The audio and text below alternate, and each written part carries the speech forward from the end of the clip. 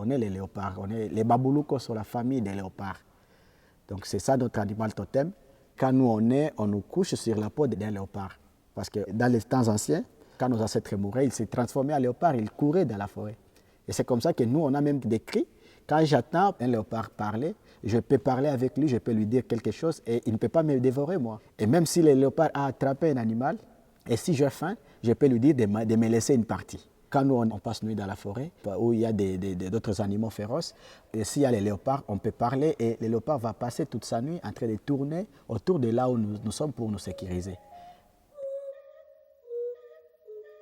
C'est la RDC qui détient maintenant les principaux poumons du monde.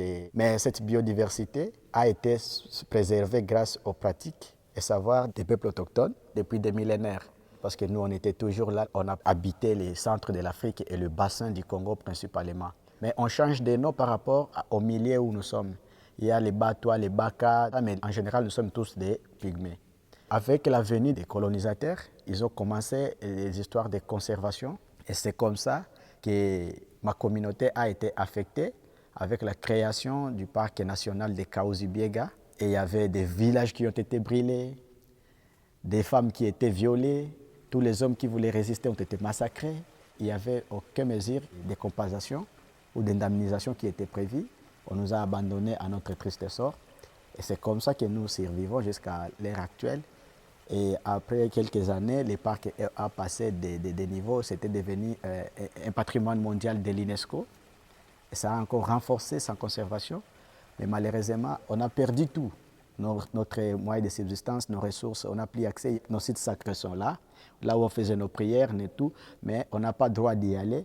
Même juste une simple présence dans les parcs constitue déjà une infraction.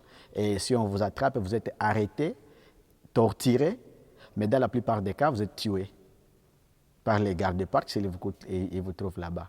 Nous survivons seulement parce qu'on vivait de la forêt. Là, il y avait notre nourriture, on est des chasseurs-cueilleurs. On s'habillait de la forêt parce qu'il y a des écorces d'arbres et des peaux d'animaux que nous, on s'habille avec. On vivait de la forêt parce que c'est là où on trouvait les médicaments. Mais actuellement, on nous a coupé de tout ça. Si tu as fait, maintenant, on travaille parfois comme des esclaves dans des champs d'autres communautés comme les Bantous, les Soudanais et les autres pour trouver à manger. C'est comme ça que nos femmes se font violer. Il y a toujours cette discrimination-là de la part des Bantous et d'autres communautés envers les peuples autochtones. Donc, ces mépris, on ne peut pas se marier avec eux, mais ils viennent la nuit violer nos femmes, disant que quand quelqu'un couche avec une femme autochtone, ça guérit le mal des dos et ça donne bénédiction. Et maintenant, comme ils nous considèrent comme des sous-hommes, ils ne peuvent pas les épouser. C'est comme ça, les enfants parfois sont enrôlés dans des groupes armés, des forces, ou soit ils sont recrutés pour travailler dans les carrières minières des forces.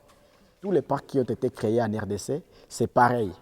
Et les peuples autochtones, on est des nomades, on est un peu partout. Et dans chaque parc, il y avait au moins des peuples autochtones. Et partout, il y a eu ces mêmes actes d'expulsion forcée et sans tenir compte de la survie des communautés. Et c'est comme ça qu'on a répandu des aires protégées partout dans le pays. Actuellement, maintenant, avec l'objectif 30 x 30, tous les États ont été demandés à conserver au moins les 30% de leur territoire. Et encore une fois de plus, l'État congolais a jugé bon de créer un autre plus grand parc qui relie l'Est de la RDC à l'Ouest. Donc ça traverse tous les pays et c'est plusieurs millions d'hectares de forêts. C'était tombé seulement comme ça, on se réveille un matin, on trouve sur le journal officiel la sortie d'une ordonnance présidentielle portant création de ce couloir vert, sans consentement libre ou préalable de qui que ce soit. Et ça sera installé sur des terres autochtones et des terres des communautés locales et on n'a pas tenu compte de leur présence ou de quoi. On s'inquiète encore pour les sorts qu'on aura à subir après tout ça. Là. Vous voyez là chez nous, les gardes de parc ont des armes, comme ce sont des paramilitaires. Ils œuvrent comme des soldats en fait. Et ils vous prennent, ils vous torturent, ils vous font tout ce qu'ils peuvent vous faire parce qu'ils ont des armes. Et ça, c'est ce qu'on avait reproché même à VVF et même à WCS. Cette conservation militarisée, ce n'est pas une conservation. Mais nous, on a si protégé ces forêts sans armes, sans fusil. Ils ont voulu créer, même aujourd'hui, quand le président avait créé encore ces couloirs verts, c'est parce qu'il a vu qu'il y a une biodiversité. Et cette biodiversité, qui vit là-bas? Parce qu'il n'y avait pas de parc avant. Mais il y a une biodiversité. Et il y a des preuves, la documentation, la prospection des sites conservés par les peuples autochtones et les communautés locales. Et la potentialité qui se trouve là, les espaces conservés par les communautés et ce qui se trouve dans les espaces conservés par l'État, il y a un très grand écart. Chez les communautés, il y a encore plus de biodiversité que là où c'est conservé par l'État. Donc, le mieux, c'est de laisser les communautés conserver parce que les communautés, ils ont des bonnes pratiques de conservation. Ils ont vraiment les soucis des générations futures. Ils ont des techniques de chasse qui sont adaptées et appropriées. Ils savent même que telle période, c'est une période où les animaux sont en période chaude, donc il ne faut pas les attaquer, ils sont enceintes. Et puis, après telle période, on peut chasser, vous voyez? On a ces techniques-là. La chasse, par exemple, en flèche ou avec les chiens. On voit l'animal, on se dit, bon, il est encore petit, on ne peut pas le tuer. Il faut attendre celui qui est majeur. Et on ne peut pas tuer un animal qui a un bébé. Et donc, ce n'est pas n'importe comment que nous on fait. Nous, on chasse et on pêche avec des techniques qui sont durables. Mais c'est pourquoi chez nous, il y en a là où les communautés conservent, il y a encore beaucoup plus de biodiversité que là où c'est conservé par l'État. Mais personne ne parle de nous. Parce que cette réalité est un peu partout au Congo. Même ceux-là qui ne sont pas dans les zones où il n'y a pas de guerre, mais quand même, ils ont été chassés de leurs forêts. Les peu de terres qui les restent, il y a toujours d'autres communautés qui veulent s'emparer de ça. Alors c'est pourquoi on a lancé des plaidoyers pour la sécurisation des terres des peuples autochtones, qu'on puisse au moins faire la reconnaissance légale de ça. Et jusque-là, l'État n'a toujours pas intégré cette politique, même si l'État peut accepter comme ça. Mais il y a les autres communautés, parce que ce sont des chefs. On est des gardiens des coutumes, nous on peut vous couronner comme chef, mais jamais nous on ne peut pas être chef. Alors c'est comme ça, ils ont toujours le pouvoir et ils prennent toujours nos terres, les petites terres qui restent. On a toujours des problèmes, c'est partout. On dit ce sont des vauriens, on ne peut pas les laisser des forêts, il faut qu'on comprenne tout ça là. C'est nous qui maîtrisons mieux les forêts. Même les animaux qu'on chasse dans la forêt, nos techniques de chasse, ce n'est pas de tuer directement comme ça. On lance des petites flèches empoisonnées, donc juste une petite blessure, et l'animal ira mourir quelque part et on va venir les récupérer. Tu vois, on va les trouver déjà morts.